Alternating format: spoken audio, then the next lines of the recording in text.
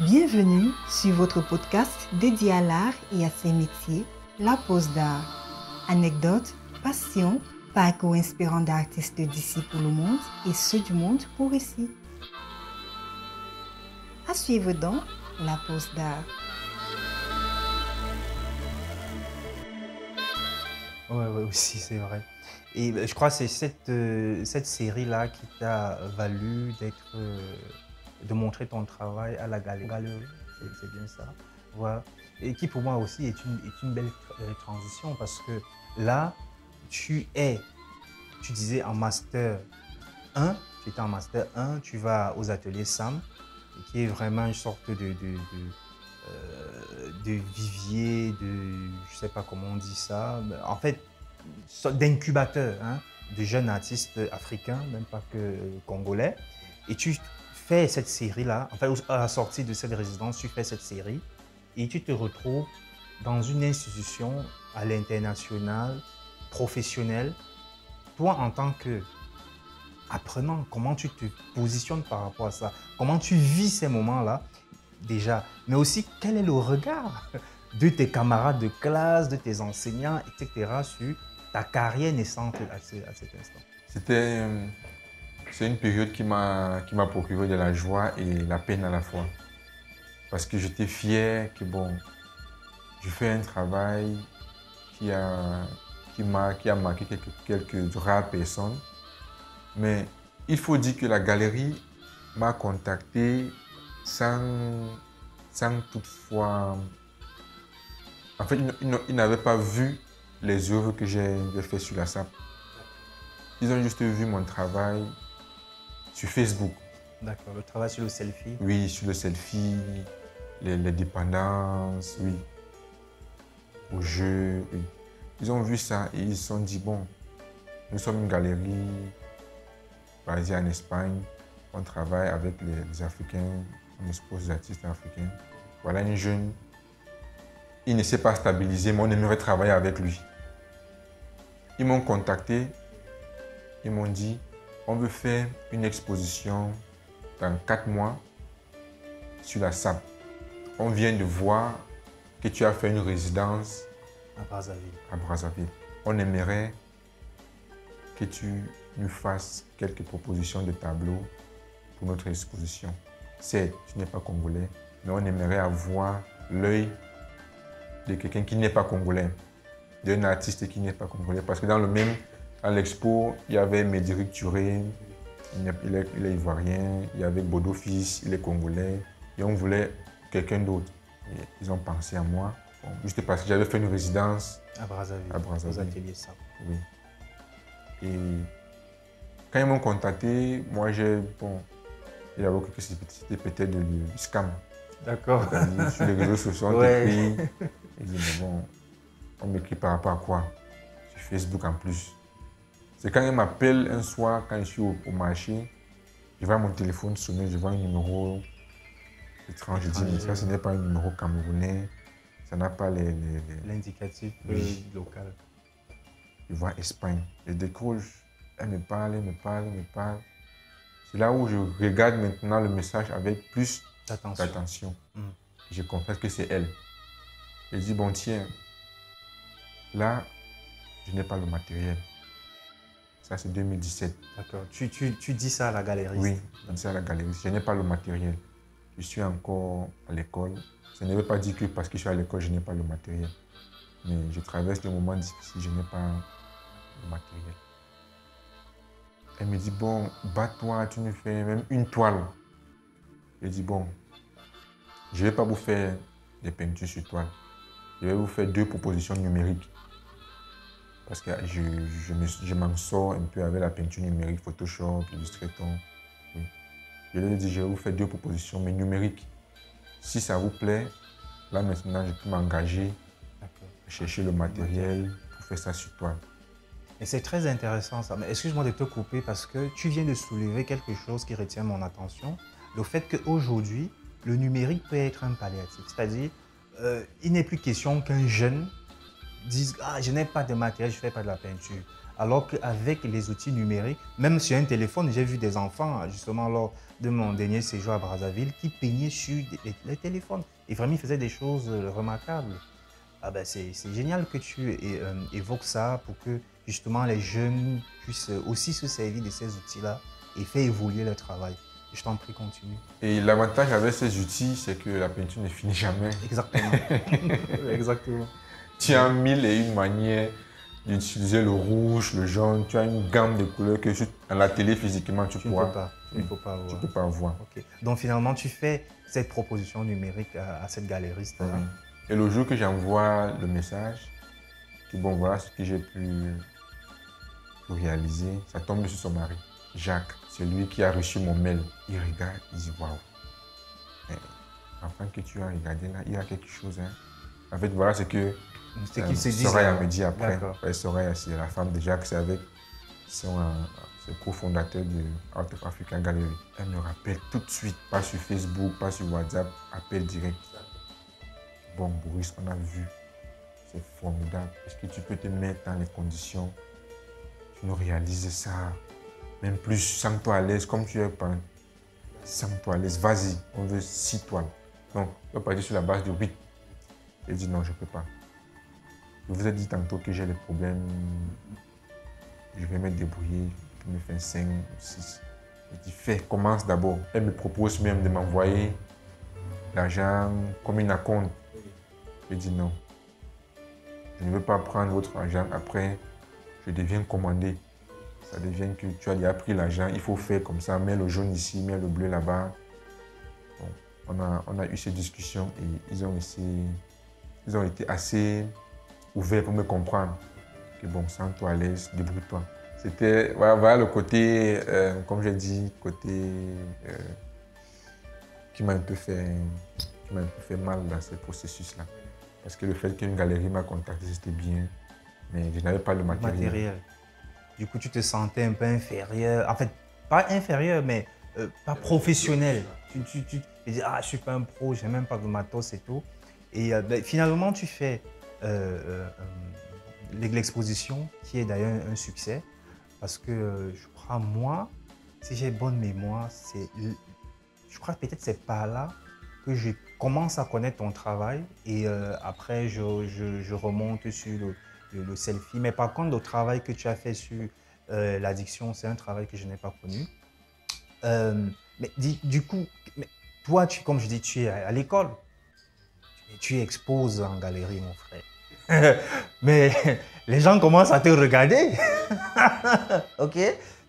Qu'est-ce qui change dans ton quotidien à ce moment-là? En fait, les gens se disaient que c'est parce que je marchais avec Dr. Afani. Voilà, on croyait que c'était bon.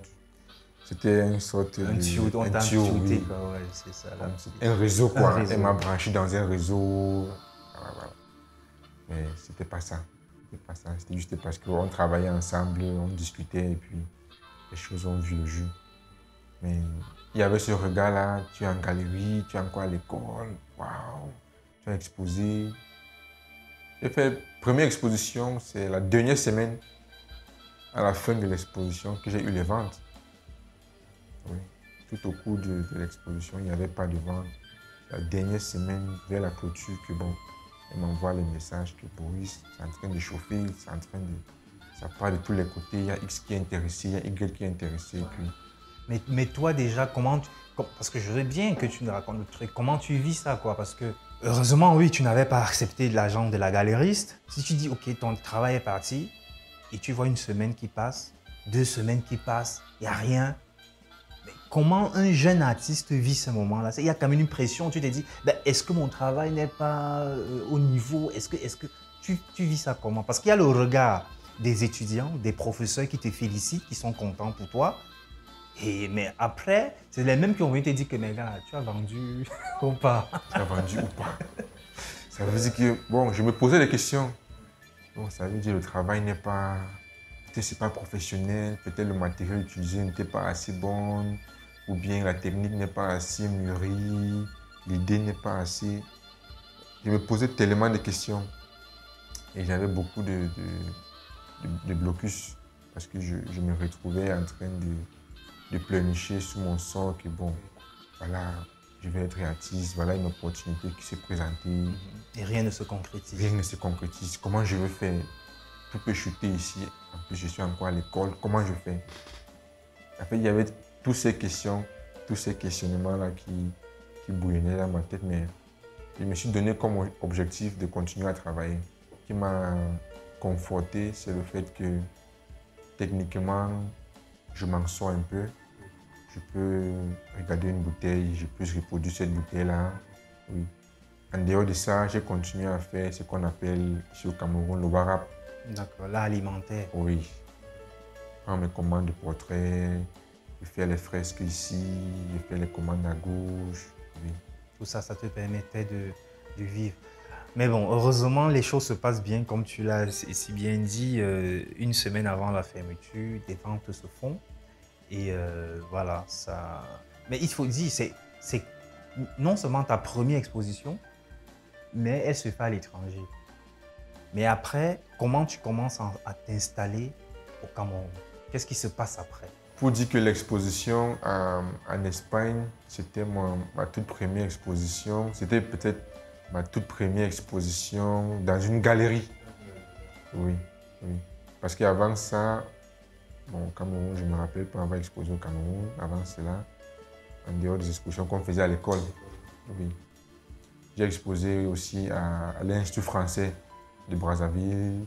Oui, exposé dans le cadre des ateliers SAM. Les ateliers SAM, oui. Bon.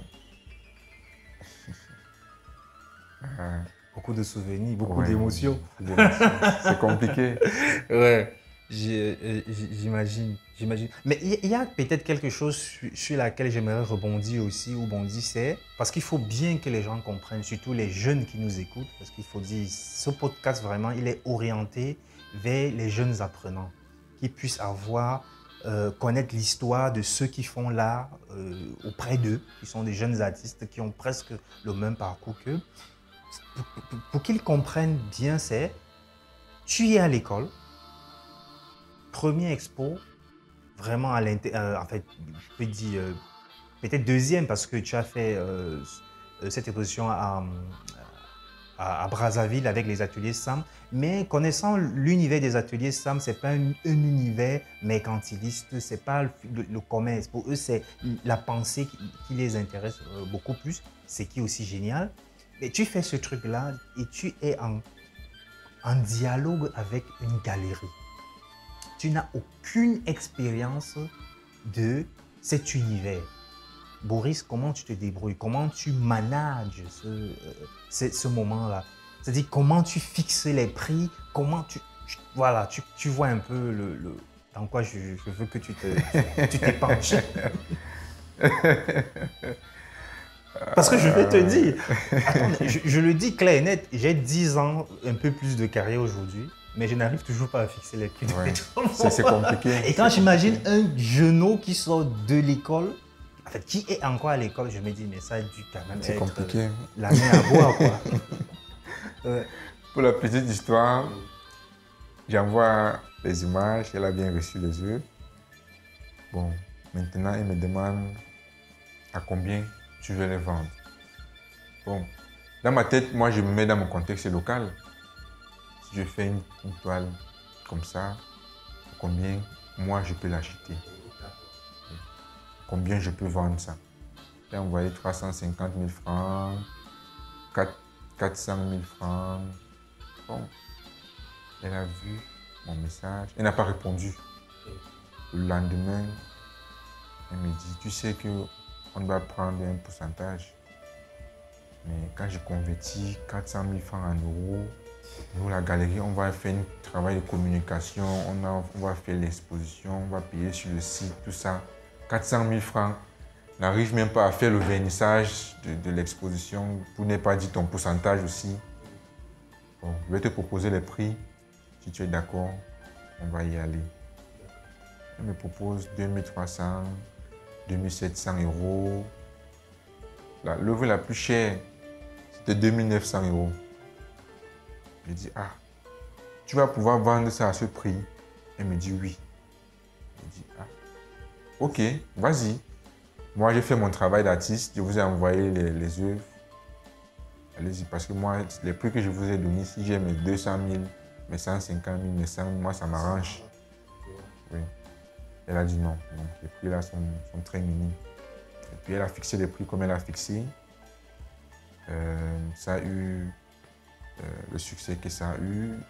À chaque fois qu'elle a les ventes, elle m'envoie l'argent. Je commence à avoir les sous. Je dis, bon, tiens, je suis encore à Fouman. Qu'est-ce que je fais? Comment est-ce que je vais structurer ma vie? Ouais, je commence à me poser beaucoup de questions. Excuse-moi de te couper parce qu'en même temps tu parles et dans ma tête, il y a vraiment beaucoup de choses qui se passent. C'est parce que tu es un jeune étudiant et puis du jour au lendemain, tu commences à percevoir autant d'argent sur ton travail, par rapport à ton travail. Est-ce que la formation que tu suis à l'Institut des Beaux-Arts te prépare à ça? Est-ce qu'on t'a préparé à ça en tant qu'artiste ou futur artiste? Formation directe, non. Bon, on nous a toujours dit que bon, vous allez vendre les tableaux, tu peux vivre de ça, mais on nous donnait la possibilité locale. On n'avait pas de projection à l'international pour ne pas dire vendre les œuvres à un certain prix. On savait qu'à la suite de cela, on peut enseigner dans une école, on va gagner 200 000 au mois. En fait, c'était ça nos rêves, quoi. On va enseigner en dehors des œuvres, on peut faire les commandes, on peut faire les ateliers à gauche, à droite, on peut devenir infographe, on peut devenir bédéiste.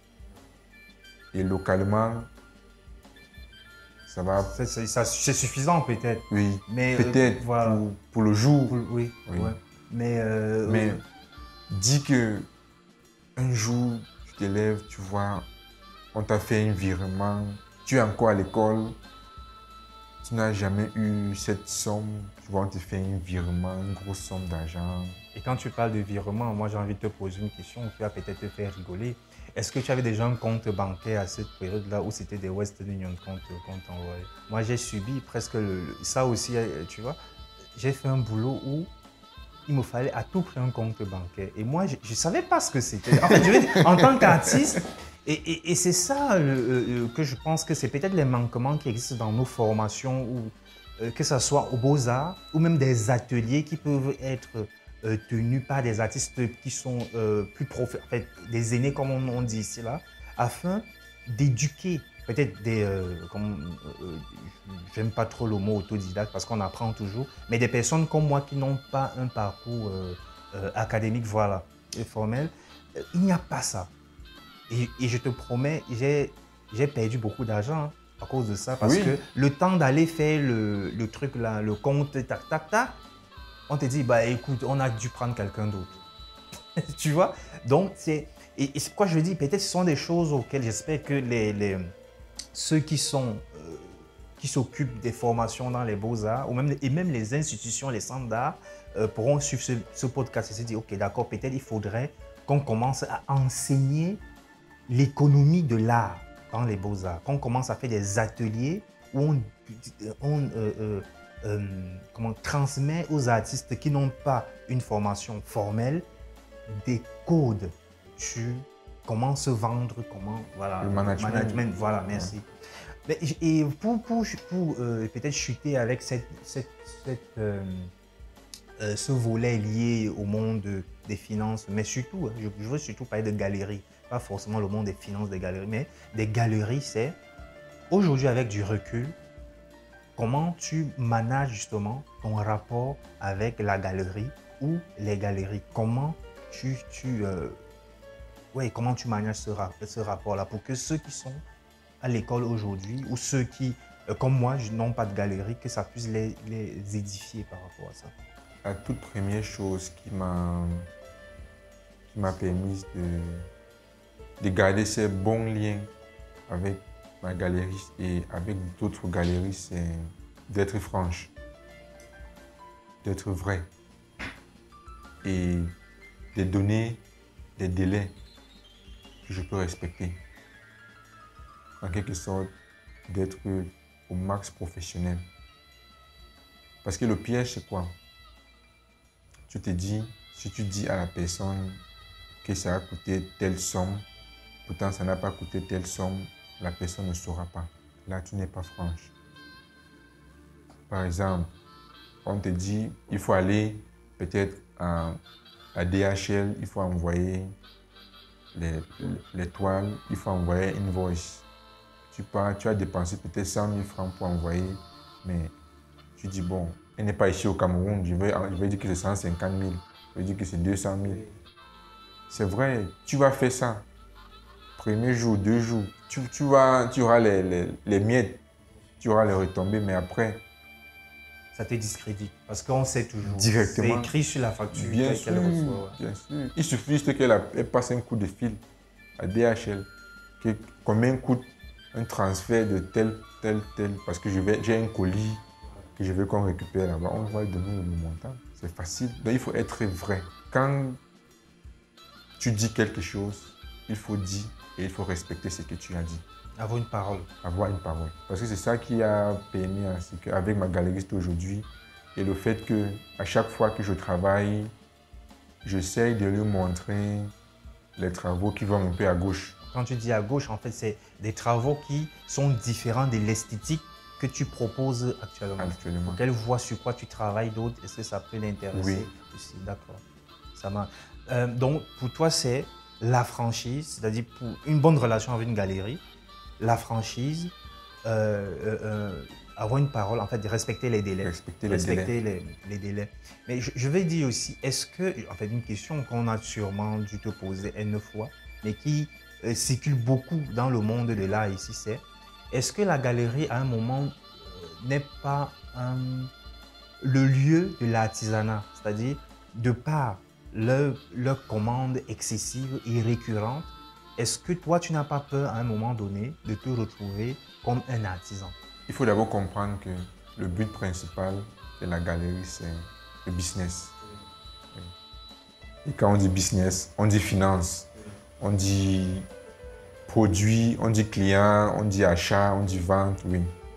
C'est tout ça. Mais moi, je me positionne dans un sphère où je ne considère pas mes œuvres comme des arachides, comme quelque chose qui sera vendu au jour au lendemain. Oui. À chaque fois que je me bats à créer ou bien à réaliser une œuvre, j'essaye de mettre un peu du moi. Parce que, pour ne pas dire que là, d'abord, avant d'être là où on considère que c'est le réfléchi, c'est d'abord de l'artisanat. C'est d'abord de l'artisanat pour moi. Parce que ça nécessite un certain degré de technique, de technicité. Tu dois maîtriser au moins une, deux, trois techniques qui est en droite ligne avec l'artisanat. Mais maintenant, la production en masse, c'est là où il y a le piège. Le fait que tu es en exposition avec une galerie, tu fais une série de 10 toiles, par exemple pour un solo, tu vends tout, on te dit voilà, tu as eu un succès, refais encore, on va encore aller à une autre exposition, tu refais encore la même chose, on vend tout, c'est bon. Oui, il y a l'argent qui entre. Il y a l'argent qui entre, c'est bon. Le riz entre, c'est oui. Ouais. Il y a le riz, mais toi, en tant qu'artiste, il faut te dire qu'au jour, au lendemain, il y aura un autre produit qui va s'acheter plus que le leur. Parce qu'il ne faut pas qu'on se mente. C'est juste parce que les œuvres n'ont pas des étiquettes qu'on ne peut pas dire qu'ils sont les produits.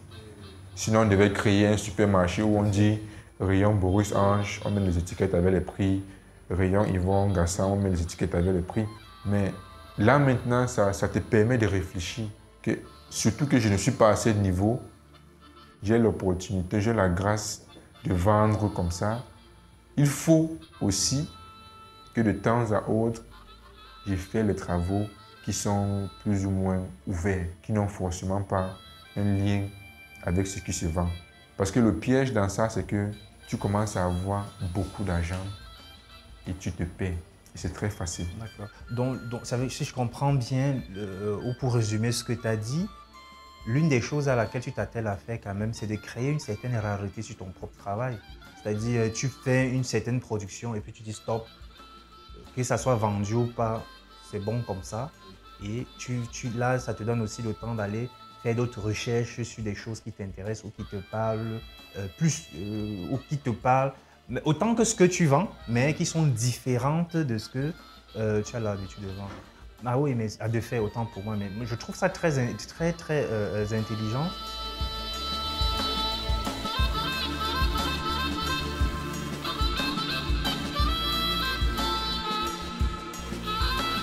La pause d'art. Il y a une course au format. Et quand je parle c'est vraiment les dimensions. Tu vois, on a été à Dakar. Tu as vu Boris, il y avait des fois, je ne sais pas si je vais dire, c'était gigantesque les choses que j'ai vues à la Biennale de Dakar. Oui, nous sommes peut-être encore de jeunes artistes, on n'a pas 30 ans, 40 ans de carrière. Mais toi aujourd'hui qui rentres plutôt d'une manière remarquée dans ce milieu, quel est ton avis sur cette question, la question du format? C'est quelque chose de très... Peut-être, pardon, je vais peut-être nuancer parce que je vais dire, toi, quand je dis format, c'est par rapport à ton propre travail. Sinon, après, on risque de te tirer dessus que, ouais, on se permet de critiquer. Mais par rapport à ton propre travail, pourquoi tu décides ou comment tu décides des formats? Qu'est-ce qui te motive? Voilà, tu fais c'est pas un 80 carré ou bien 120, etc. Oui, j'allais dire ce que tu as dit. Ok, là, d'accord. Que la réponse est, voilà, c'est personnelle, c'est sur moi. Parce que dans le monde de l'art, chaque artiste a son ressenti, peut décider de faire les 10 mètres comme il le ressent, ça l'engage. Mais pour moi, la notion de format, surtout pour nous, les jeunes artistes, c'est une question qui est très primordiale dans la formation. Pourquoi? Parce que, il faut qu'on essaie de regarder le contexte. Nous sommes dans un contexte où l'art n'est pas encore très bien assimilé. De deux, le matériel n'est pas vulgaire. Et quand je dis matériel, je dis le matériel professionnel. Le matériel, oui. C'est encore rare, on ne trouve pas ça au bout de la rue. Troisièmement, la relation entre le prix et le produit. La relation argent et travail. Moi, quand j'ai pris un peu de recul, j'ai analysé ces trois choses. Je me suis dit, bon, c'est pas la peine pour moi de faire les grands formats maintenant. Parce que pour moi, faire les grands formats et les petits formats, c'est une maîtrise. Ce n'est pas de te lever un jour, tu dis, bon, je vais faire les 5 mètres. Non, tu dois être capable, pour moi, de faire le même travail que tu fais sur un 50 cm sur 50 et être capable de faire ce même travail-là sur du 5 mètres et faire ça encore au milieu. Donc, de trouver une dimension moyenne. C'est quelque chose qu'il ne faut pas engager avec brutalité ou par comparaison. Qu'aujourd'hui, beaucoup d'artistes font des grands formats. Moi aussi, je dois faire des grands formats. Il faut regarder ça dans une perspective où l'artiste qui fait les grands formats, où est-ce qu'il est situé? Il est dans quel contexte? Quel est son parcours? Quel est son parcours? Moi, je peux décider de faire les grands formats aujourd'hui parce que, par exemple, j'ai mon frère qui, chaque fin de mois, il est au Cameroun. Il m'apporte le matériel facilement.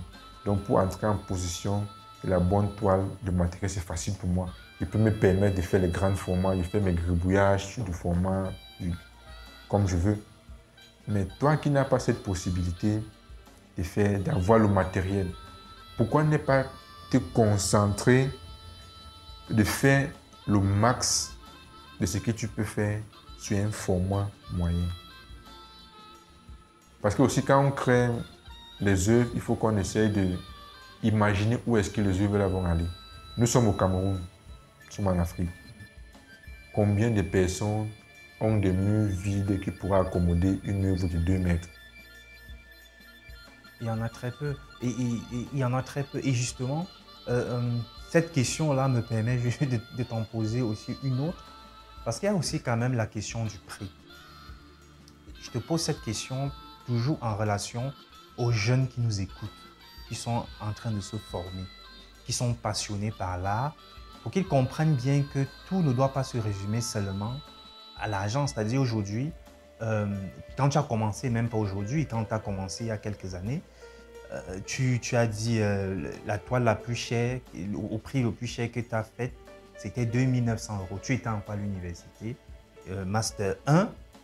Aujourd'hui, ça coûte probablement un peu plus cher. Mais pour le marché local, est-ce que toi, Boris, tu as une démarche pour le marché local? Est-ce que tu pourrais donner aussi donner des conseils à ces jeunes qui nous écoutent pour qu'ils puissent peut-être faire la différence entre ce qui doit se faire au Cameroun et ce qui se fait à l'étranger? Moi, j'ai une démarche qu'à chaque fois que je l'adopte, je prends la peine d'informer mon interlocuteur. C'est-à-dire, si je travaille avec une galeriste, je prends la peine de l'informer et de l'expliquer la raison du choix de ce que je fais. Je prends un exemple, par exemple sur moi. Si à l'international, et d'ailleurs même ça c'est une question qui est très polémique, parce que c'est une question jusqu'à aujourd'hui, il y a encore toujours des débats au-dessus. Est-ce qu'un artiste doit avoir un prix fixe? Est-ce qu'un artiste doit varier ses prix? Est-ce que? Quand tu as travaillé la côte doit être maintenue ici et là-bas. Mais moi, j'élève toujours cette question de pouvoir d'achat, le pouvoir d'achat. Nous sommes au Cameroun. Combien de personnes peuvent acheter une œuvre de 500 000 francs? Très peu. Combien de personnes peuvent acheter une œuvre de 100 000? Très peu. 100 000 francs CFA. Mais en galerie, tu vends une œuvre à 10 000 €. 6 500 000 francs CFA. Tu ramènes ça dans ton propre pays où le SMIC, salaire minimum, est à 36 000 francs CFA par mois. Tu veux qu'un Camerounais lambda qui gagne 36 000 francs achète une œuvre à 6,5 millions. Même s'il épargne toute sa vie, il ne peut pas acheter ça. Il ne pourra pas. Donc, qu'est-ce que moi je fais? J'entre dans une discussion franche avec ma galériste. Par exemple, Out of Africa, elle est au courant. Avant de faire même un certain vente, je l'informe. Pour qu'après, ça n'arrive pas dans ses oreilles comme... Que tu t'es dévalué. Oui. Voilà. Et ça rejoint la question du format. Si avec ta galériste, tu vends une œuvre peut-être à 5 000 €, peut-être un 40 sur un 10 cm, dans ton propre pays, tu n'es pas obligé de faire le 1,40 sur 1,10 à 5 000. Tu peux décider que je vais faire le 1 mètre sur 80 ou le 1,20 sur 90. Et maintenant, tu vois comment est-ce que tu peux pallier ces vides-là. Donc, pour baisser le prix, il suffit de diminuer le format. Moi, je vois ces ratios-là. Ce ratio, d'accord, ok. Et là, encourager déjà le marché local. Oui. Ouais, je trouve que ça tombe sur du sens. Et changer aussi les formats. Quitter sur du toile, travailler sur du papier, bien encadré, bien propre, qui donne aussi envie à la voir. Mais ça ne veut pas dire que si tu vois un Camerounais qui veut acheter ton œuvre à 5 000, tu refuses parce que tu es au Cameroun. Non, tu vends. Mais quand tu fais face à ça, la majorité des choses que les gens font, c'est de faire 50%. C'est-à-dire, normalement, je devais vendre ça à 5 000 avec la galerie. Mais comme la galerie devait prendre 50%, moi, je prends 50%, 2 500. Donc, ici au pays, je vends à 2 500 €. Ça, c'est une discussion qu'avant de t'engager à faire ça, il faut dire à la galerie. Et à chaque fois, je leur rappelle que moi, je suis au Cameroun. Tu connais le contexte. Ce n'est pas facile. Et moi, j'aimerais que dans mon pays, il y ait des gens qui entrent en possession de mon travail. C'est très important. Je ne veux pas exister seulement à l'étranger. Je veux que dans mon pays, si on page X, on peut voir ce que je fais. Oui, c'est très important. Sinon, après, tout comme les arts premiers, là, nos masques sont allés en Europe, tout l'art contemporain va encore se retrouver en Occident. Oui, ça c'est... Oui, je crois que vraiment c'est intelligent de penser comme ça et de motiver, de créer une certaine émulation au niveau du marché local. Et c'est important qu'on évoque ces questions-là parce qu'il y a beaucoup de jeunes aujourd'hui et j'ai la chance d'en connaître parce que vu que je vais souvent aux Instituts des Beaux-Arts pour donner des ateliers là-bas, c'est vraiment la course aux milliers d'euros, quoi. Tu vois, le mec, il est encore même sur les bancs et puis il est déjà... Mais si tu ne vends même pas chez toi, c'est pas très important. C'est pas très important. Ouais, mais peut-être on va sortir un peu de là et évoquer quelque chose, une période dans ton travail que moi, personnellement, j'ai beaucoup apprécié. Je crois que je te l'avais d'ailleurs dit l'une des fois où on a un peu discuté autour de ça. C'était le travail que tu as fait, qui t'a permis d'avoir le premier prix Pascal Martin Taillou. Ouais. Travail que moi j'ai trouvé extra, et ce parce que c'était diamétralement opposé du travail de toi qu'on connaissait et que moi je connaissais très bien. À suivre donc la pause d'art. Merci à vous d'être si nombreux à nous écouter. Nous vous donnons rendez-vous la semaine prochaine pour aller à la découverte d'une histoire intimement liée à l'art. La pause d'art est une idée d'Yvon Gassam. Voix off, Solange Nembe. Musique, Tumo. Mixage, Ralin Gangmo. Réalisation, Yvon Gassam. La pause d'art est un podcast produit par African Entertainment avec le soutien du laboratoire de théâtre de Yaoundé, Otni et de Satek Records.